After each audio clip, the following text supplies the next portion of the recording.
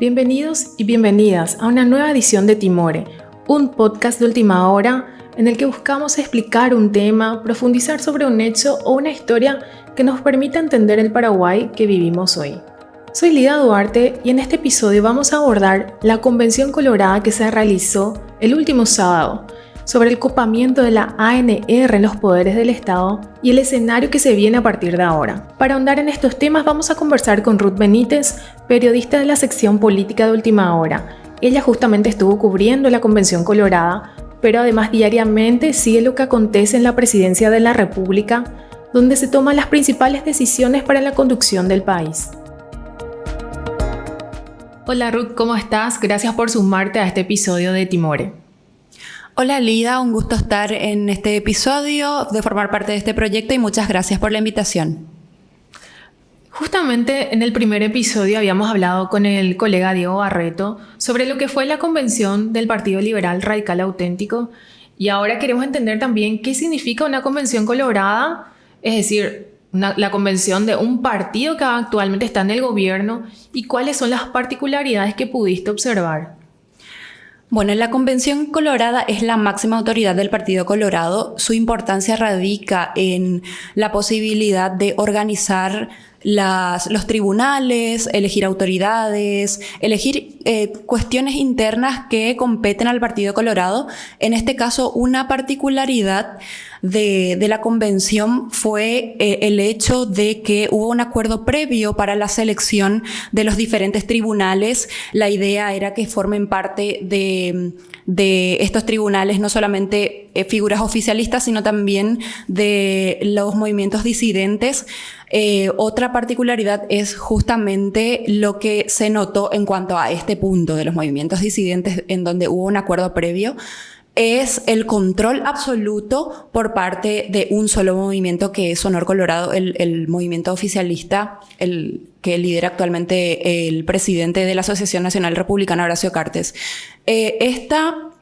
Esta composición, este control absoluto que tiene, fue una característica muy importante en el sentido de que no hay actualmente espacio para las voces disidentes.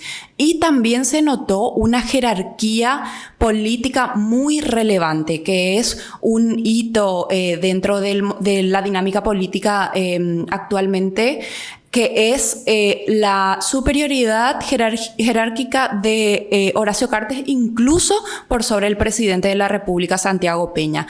Esto se notó muchísimo en las reacciones del pleno de la convención. Incluso Pedro Aliana estuvo por encima de esta jerarquía del presidente de la República. Los convencionales hicieron notar esta afinidad que tienen con el liderazgo de Pedro Aliana, que es un proyecto futuro para el 2028 del presidente, con miras a la presidencia de la República. Esto es algo marcadísimo, es una figura que se está diseñando para ese proyecto, así es que con esta convención también se notó que existe una jerarquía de liderazgos y que Santiago Peña es apenas una figura administrativa, como se le estuvo calificando un montón de veces desde la oposición en cuanto a lo que corresponde a la jerarquía. Otro elemento característico que se notó muchísimo en esta convención fue, además de que del control de las disidencias y de que las voces estuvieron súper alineadas, fue la ausencia de Beto Velar, que estuvo presente pero de forma virtual. Él se conectó desde su feudo, que es Caaguazú, no estuvo presente, fue la única figura, la única autoridad que no estuvo presente en la convención, y esto marca también un elemento interno dentro del oficialismo, que es una ruptura por parte del presidente del Congreso con el oficialismo. Otro elemento muy característico que se puede citar es la jerarquía que tiene la figura de Tadeo Rojas. Durante el gobierno de Santiago Peña se estuvo dando muchísima relevancia a su figura y nuevamente en esta convención fue electo por unanimidad como presidente de la convención, que es una figura temporal, pero implica un símbolo en cuanto al liderazgo. Y además de lo más llamativo, que fue el pase de los opositores o de figuras opositoras que ingresaron al Partido Colorado. En ese sentido, Ruth, fue una sorpresa esta reincorporación de Patrick Kemper, que originalmente es del partido Hagamos, incluso presidente del partido, y que ingresó nuevamente al Congreso con una alianza con Encuentro Nacional. ¿Fue una sorpresa su reincorporación al Partido Colorado? La figura de Patrick Kemper estuvo ligada al cartismo ya desde el periodo anterior. Él tuvo una cercanía por una cuestión de intereses económicos desde el periodo anterior. Fue una sorpresa el hecho de que haya ingresado con Katia González al Congreso, el hecho de que una opositora ferviente al cartismo haya metido dentro de su lista de parlamentarios a una figura muy ligada al cartismo. Esa sí fue una primera sorpresa. La afinidad de Patrick Kemper y sus movimientos, sus votos, su apoyo al cartismo no fue una sorpresa en ningún momento. Sí fue una sorpresa su pedido de reincorporación. Fue una sorpresa que se reincorpore habiendo entrado desde una plataforma opositora que es el partido Hagamos, que formó parte de la Alianza del Encuentro Nacional, saliendo de este partido y conformando la bancada del Partido Colorado en este periodo en el Senado. Esa sí fue una gran sorpresa.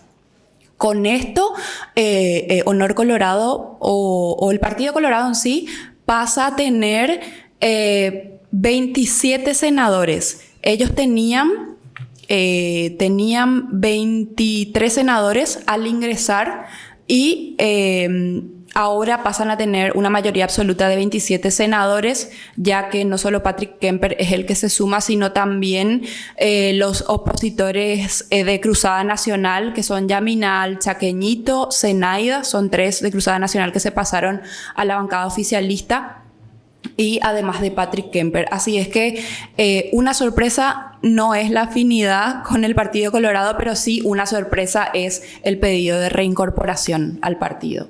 Estuviste hablando sobre las voces de la disidencia, Ruth, justamente, pero en la convención los cartistas mencionaron o dijeron que sí dan espacio a la disidencia.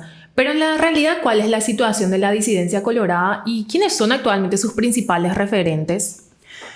La disidencia tiene una particularidad en este nuevo periodo, que es que se ubica de forma estratégica, pero no para hacer contrapoder, sino para sacar rédito político, para poder conservar sus feudos, para poder negociar y llegar a acuerdos en cuestiones económicas, sus negocios y demás.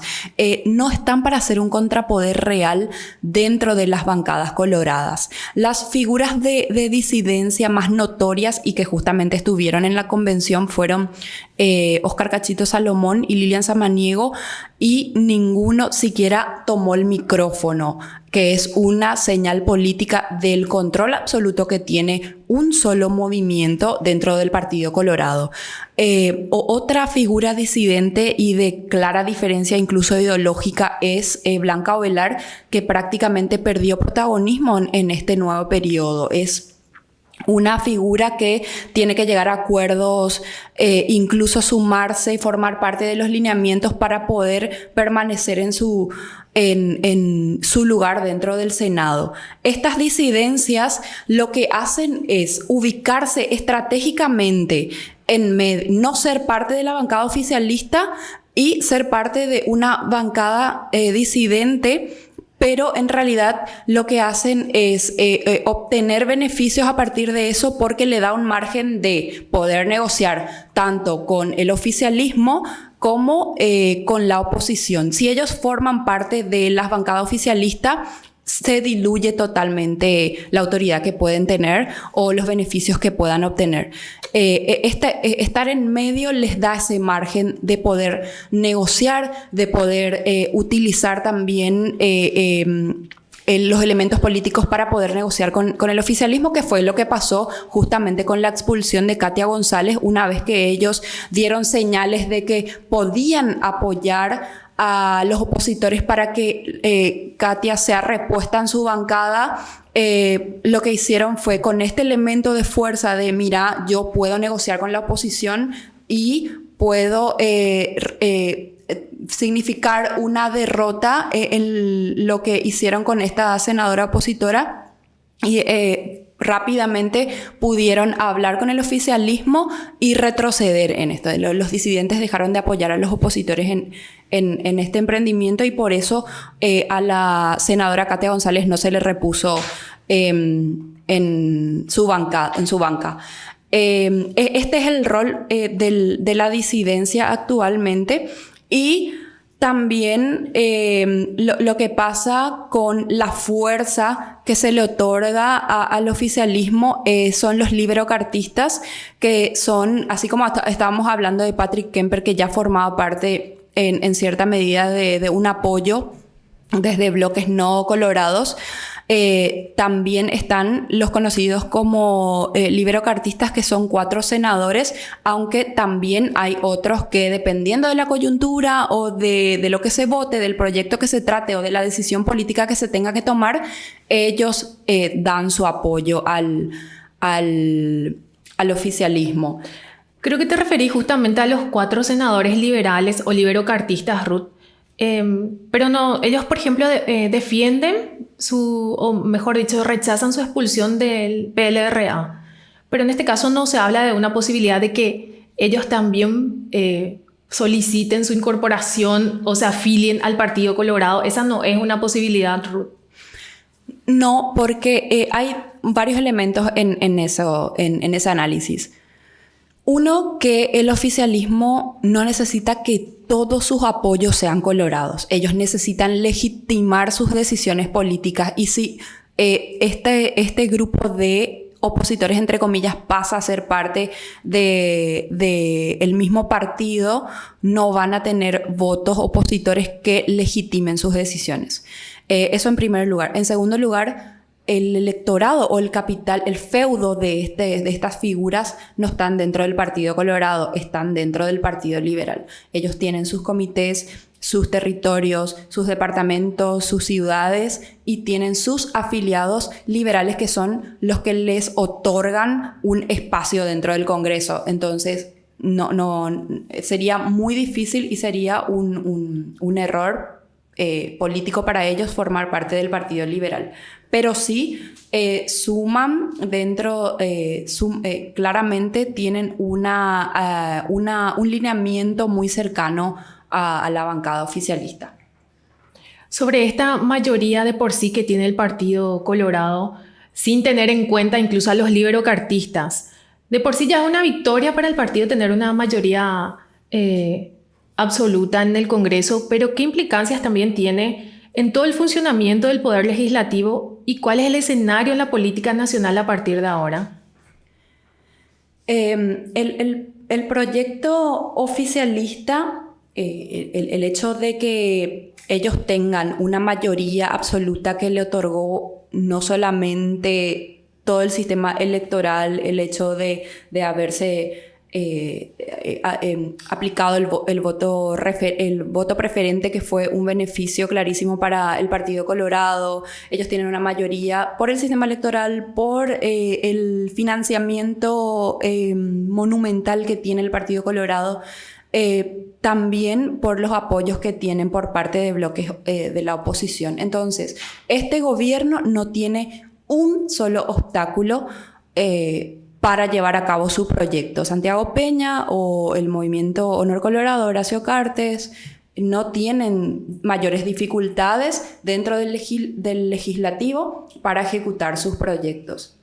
Ahora, con respecto a la oposición o los proyectos de construir algo fuera del Partido Colorado, algo que no sea con apoyo del Partido Colorado, es fuera del Congreso. O sea, no hay nada para la oposición dentro del Congreso. La oposición necesita ahora mirar hacia los territorios, hacia las organizaciones. En el Congreso no hay mucho por hacer, así es que la fuerza que pueda tener hoy una individualidad va a estar fuera del Congreso.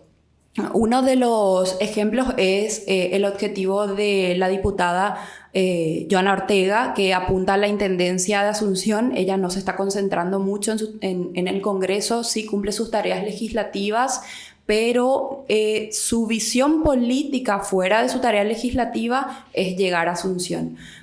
Para eso va a necesitar construir a partir de bases, barrios, bases territoriales, consolidar su partido y consolidar articulaciones con otros bloques de oposición como es el Partido Liberal y demás.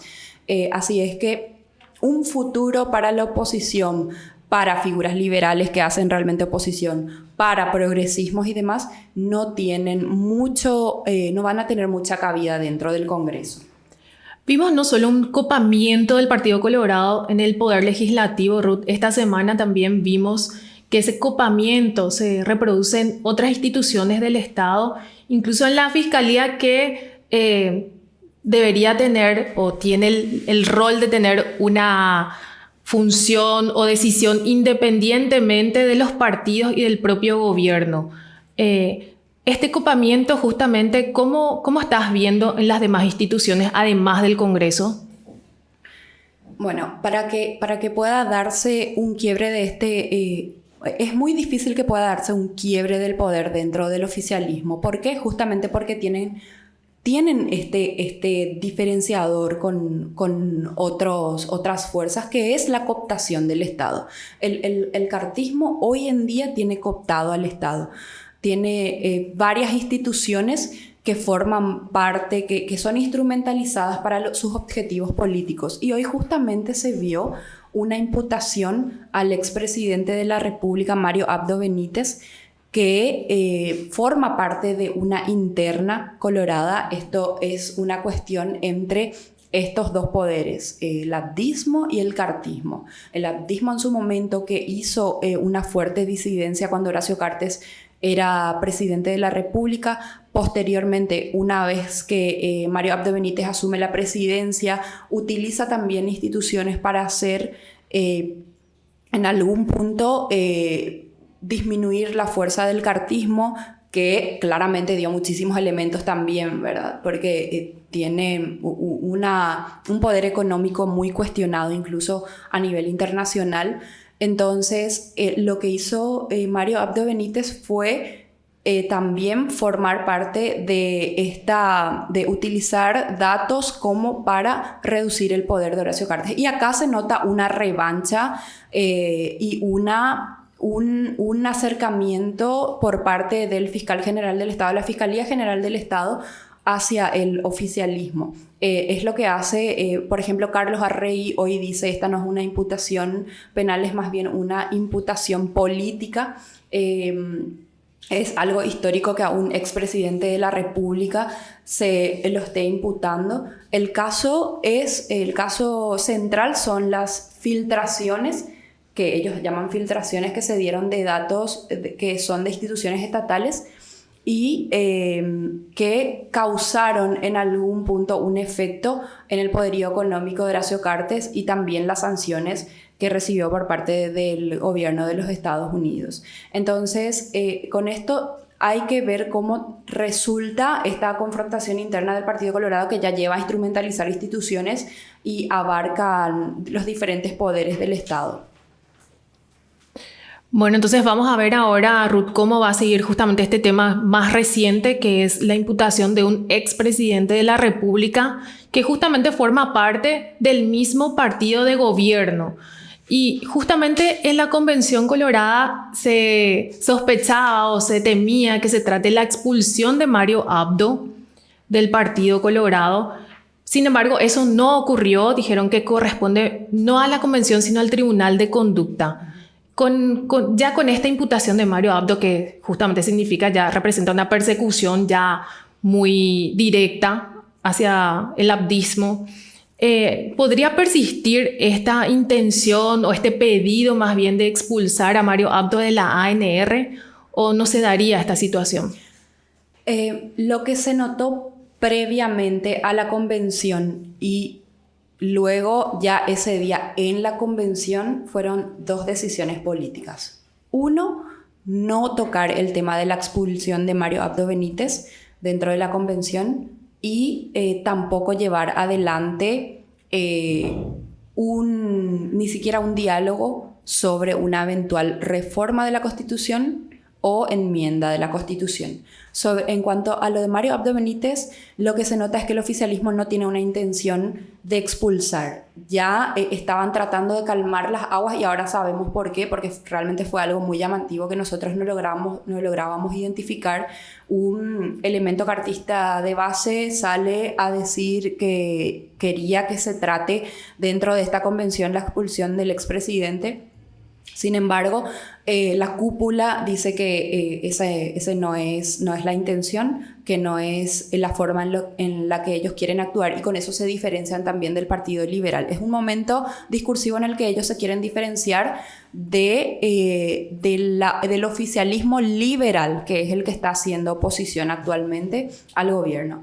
Ellos se diferencian con eso porque justamente unos días antes había 4 senadores que fueran expulsados de sus filas, que todo apunta también a que esto no se va a concretar debido a una decisión del Tribunal Superior de Justicia Electoral.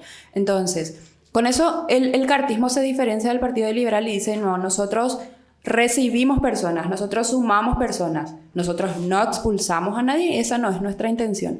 Ellos tenían algo mucho más grosso que una expulsión, o sea, a Mario Abdo Benítez le hubiesen hecho un favor si es que solamente le expulsaban del partido. No, ellos tenían preparado todo un batallón, que es lo que hoy descubrimos por parte de la justicia, una imputación. Entonces, esto también marca una forma de ejercer el poder por parte del cartismo, que es, primero, la revancha, el revanchismo político. No se olvidan de nadie, van con todo, aplastar todas las cabezas posibles que puedan dificultar su proyecto.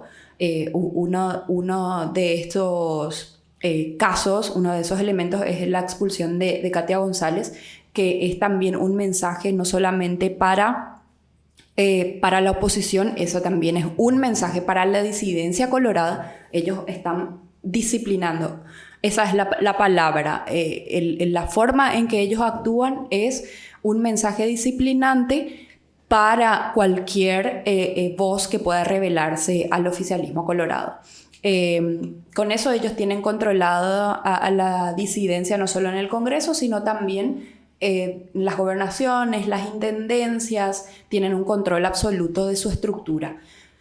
En cuanto a lo que se refiere a Mario Abdo, vamos a ver cómo concluye, porque era prácticamente el último líder que hizo disidencia dentro del Partido Colorado, Horacio Cartes. Esto podría arrastrar a sus seguidores disidentes, que son el diputado Mauricio Espínola, Daniel Centurión y otros disidentes. Así es que veremos qué pasa con esto y cómo resulta. Claro, vamos a hacer también el monitoreo respectivo sobre lo que es el copamiento del Partido Colorado y del propio cartismo sobre las políticas del Estado, ahora que finalmente nos afecta a todos los ciudadanos y ciudadanas.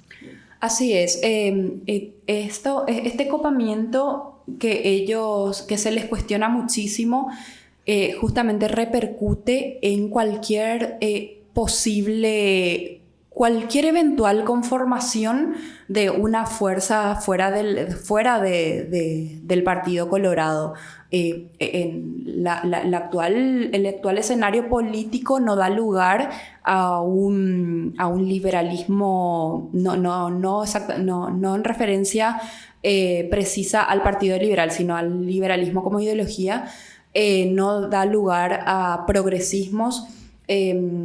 Los movimientos sociales también tienen cierto temor, o para lograr tener espacios necesitan negociar también con el gobierno, hay un montón de cosas que no pueden darse, incluso porque estos elementos disciplinantes son también una forma de amenaza, son una forma de, mira, esto te puede pasar a vos. Entonces, es muy difícil construir algo dentro del gobierno actualmente con la forma en que está gobernando el Partido Colorado. Y lo otro que siempre se menciona y que olvidé también desarrollar, que lo que te mencioné hace un rato, que fue la decisión política dentro de la convención de no abrir una reforma constitucional. Cuando un convencional hace una mención de decir es necesario que empecemos a hablar de una reforma puede incluir aspectos en la justicia, aspectos a nivel económico, aspectos a nivel de derecho y también una eventual reelección presidencial o un balotaje, que son figuras que se estuvieron mencionando. Rápidamente, Tadeo Rojas, que era el presidente de la convención, dice que por favor se concentren en el orden del día que fue establecido previamente. Había una decisión política del cartismo de no mencionar esto, por más de que en su momento el presidente Santiago Peña, para aliviar todo el conflicto que generó su proyecto del Fonacide, de eliminación del Fonacide, que estaba desfinanciando en algún punto a los intendentes, él había prometido públicamente que todos los impuestos que ingresen a las municipalidades quedarían en un 100% dentro del municipio que cobra ese impuesto. ¿Por qué? Porque en la Constitución dice que 15% de lo recaudado va a las gobernaciones y otro 15% va a municipios de menor recaudación. Entonces, ese 30% Santiago Peña promete que les va a devolver a los intendentes, a los municipios que lo cobran, un 100% del impuesto inmobiliario en sus municipios. Para que esto se ejecute necesariamente es necesario cambiar la Constitución. Por tanto, lo que hacía Santiago Peña con eso es hablar de una modificación de la Constitución. Posteriormente, los senadores como Deroris Maidana, Basilio Núñez, dijeron que la intención era una enmienda constitucional. Rápidamente esto se diluye. Hoy en día ya no se habla de eso, se retrocedió totalmente en la posibilidad de una eventual reforma o una enmienda constitucional, y en la convención se volvió a anotar eso nuevamente. Bueno, y justamente todo esto sucede faltando 2 años para otra contienda electoral, que son las municipales. Entonces, gracias Ruth por darnos estos datos, estas informaciones que de repente como ciudadanos y ciudadanas no estamos observando, y nos puedes dar todo el contexto que rodea la política nacional. Y bueno, gracias por acompañarnos en este episodio. Muchísimas gracias, Lida, por la invitación. Esperemos volver a estar en otro capítulo. Este episodio fue producido y conducido por Lida Duarte, con la periodista de la sección de política, Ruth Benítez, como invitada. La edición de sonido estuvo a cargo de Renata Carballo. Nos pueden encontrar en todas las redes sociales de Última Hora, en nuestro sitio web www.ultimahora.com, así como en Spotify o en su plataforma de podcast de preferencia. Muchas gracias por escucharnos y hasta el próximo episodio.